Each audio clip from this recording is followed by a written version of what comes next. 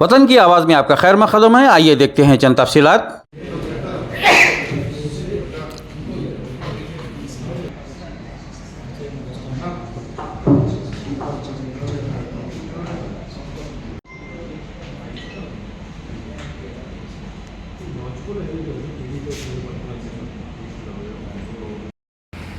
ఇరవై 24వ తారీఖు ఫ్రైడే రోజున సాయంత్రం 4 గంటలకి మేడ్చల్ పోలీస్ స్టేషన్కి ఒక కంప్లైంట్ వచ్చింది.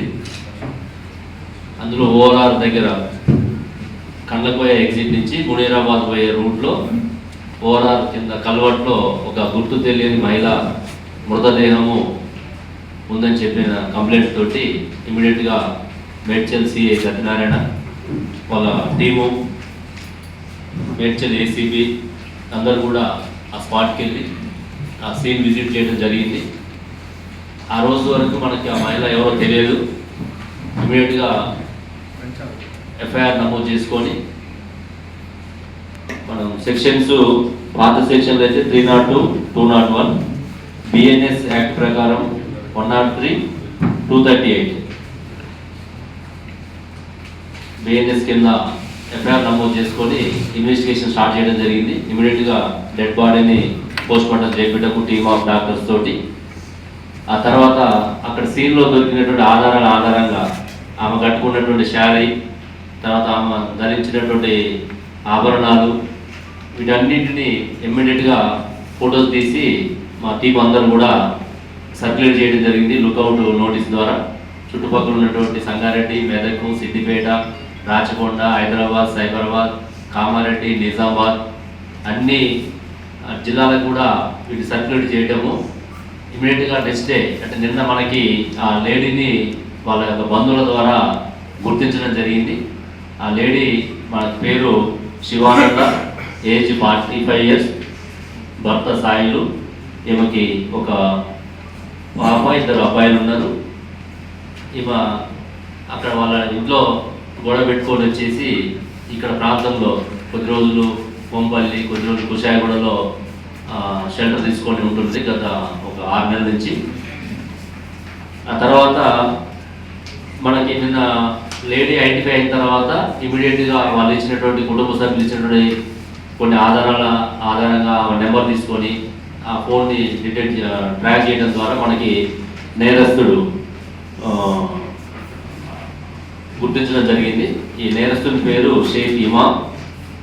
ఇతను స్టోన్ కట్టర్గా ఇక్కడనే మేడ్చల్లో పనిచేస్తున్నాడు, మజీద్పూర్ ఏరియాలో ఉంటాడు. ఇతని నేటివ్ కూడా కరీంనగర్ జిల్లా కమలాపూర్. ఇతను ఆ రోజు 24వ తారీఖు సాయంత్రం ఆ లేడీ బస్ స్టాండ్ దగ్గర, మేడ్చల్ బస్ స్టాండ్ దగ్గర ఉన్నప్పుడు ఇతను కూడా ఆ ప్రాంతానికి వెళ్ళి అక్కడ వాళ్ళిద్దరు మాట కలిసి ఇద్దరు ఎంగేజ్ చేసుకోవడం జరుగుతుంది. ఎంగేజ్ చేసుకున్న తర్వాత ఇద్దరు కలిసి అక్కడ ఐసోలేటెడ్ ప్లేస్కి వెళ్ళటము, అక్కడ వాళ్ళు అప్పటికే ఒక 500 రూపీస్కి వీళ్ళు మాట్లాడుకోవటము. అక్కడ పోయిన తర్వాత వాళ్ళిద్దరి మధ్య ఆ డబ్బుల దగ్గర ముందు ఇవ్వమని, తర్వాత ఇస్తామని చెప్పేసి, తర్వాత లేడీ మళ్ళీ ఎక్కువ డిమాండ్ చేసిందని, ఇట్లా రకరకాల రీజన్స్ చెప్తున్నాడు. ఏం చెప్పినప్పుడు కూడా ఇష్యూ చాలా పెట్టి మ్యాటర్ అది యాక్చువల్గా. దానికి అతను ఆ సడన్ ప్రొవకేషన్లో ఆ లేడీని గొంతు బిసికి స్లో తప్పి పడిపోయిన తర్వాత ఆ దగ్గరలో ఉన్నటువంటి రాయి తీసుకుని బండరాయితోటి తల మీద బాధేసి మళ్ళీ అప్పటికే చనిపోతుంది. గుర్తుపడుతుందని చెప్పేసి ఆడవాళ్ళు లేకుండా చేయాలనే ఉద్దేశంతో ఆ బట్టల మీదనే శారీ కట్టుకుని ఉంటుంది కాబట్టి ఆ బట్టల మీదనే పెట్రోల్ పోసి నిప్పంటించడం జరుగుతుంది. నిప్పంటించేసి తను పారిపోవడం జరుగుతుంది. 3 పేర్లు ఉన్నాయి. శ్రీకాంత్, నరేంద్ర ఇద్దరు వాళ్ళ బ్రదర్స్, లేడీకి ఓన్ బ్రదర్స్, వాళ్ళిద్దరు కూడా చనిపోయారు. వాళ్ళ పేరు రాసుకుంటే రోహిత్ అనేది ఇంకా ఎవరైనా తెలవట్లేదు. ఎందుకంటే ఈమె కూడా ఇంట్లో ఎక్కువ ఉండకపోవడము, అడపదడప భర్తతోటి గొడవ పెట్టుకొని కొద్ది రోజులు వచ్చి బయట ఉండటము, మళ్ళీ ఇంటికి పోవడము, ఇట్లాంటివి ఉంటుంటాయి. కాబట్టి ఈ మధ్యకాలంలో ఎవరైనా పరిచయం అయితే వాళ్ళ పేరు కూడా రాసుకుని ఉండొచ్చు. అంటే ఇక ఇండైరెక్ట్గా అదే అనుకోవాలి.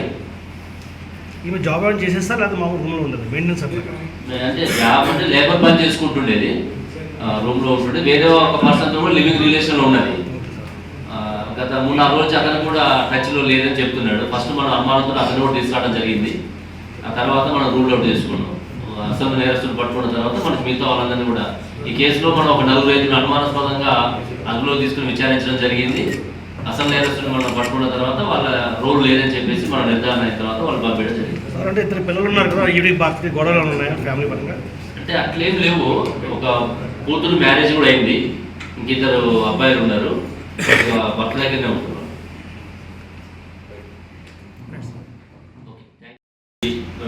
మేడ్చల్ అడిషనల్ డీసీపీ పురుషోత్తం గారు వారి యొక్క ఆధ్వర్యంలో ఇకంటే ఉన్న టీం అంతా ఎస్ఓటీ కావచ్చు, సిసిఎస్ కావచ్చు, మన మేడ్చల్లో ఉన్నటువంటి ఇన్స్పెక్టర్స్, డిఐస్ మొత్తం ఒక 6-7 టీమ్స్ ఫామ్ చేసి ఆ రోజు నుంచి కూడా సీసీ కెమెరాలు చూడటము, ఐసోలేటెడ్ ప్లేసెస్, కళ్ళు కాంపౌండ్స్ ఇవన్నీ కూడా వెరిఫై చేసుకుంటూ మనం ఈ లుకౌట్ నోటీస్ ద్వారా లేడీని ఐడెంటిఫై చేసిన తర్వాత మనకి నేరస్తుని అదుపులో తీసుకోవడం జరిగింది.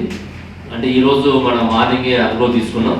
ఇంకా పూర్తిగా గతంలో ఇట్లాంటి ఏమైనా చేసిండా అనేది కూడా విచారించాల్సి ఉంది.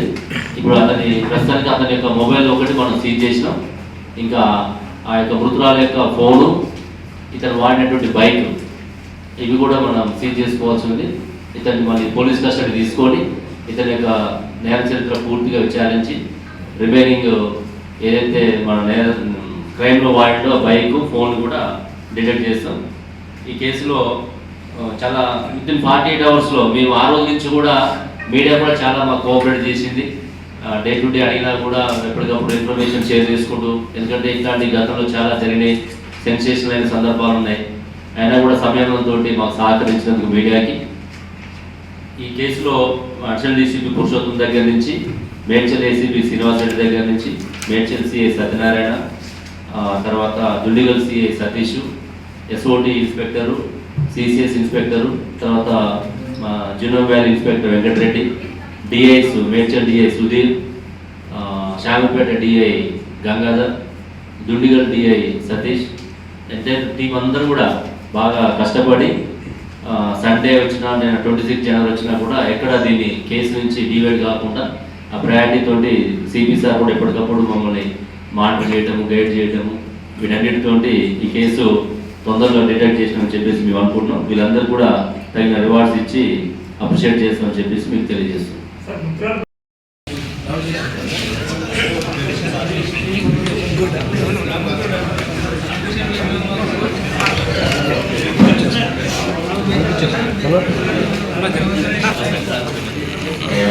రాములు వచ్చేది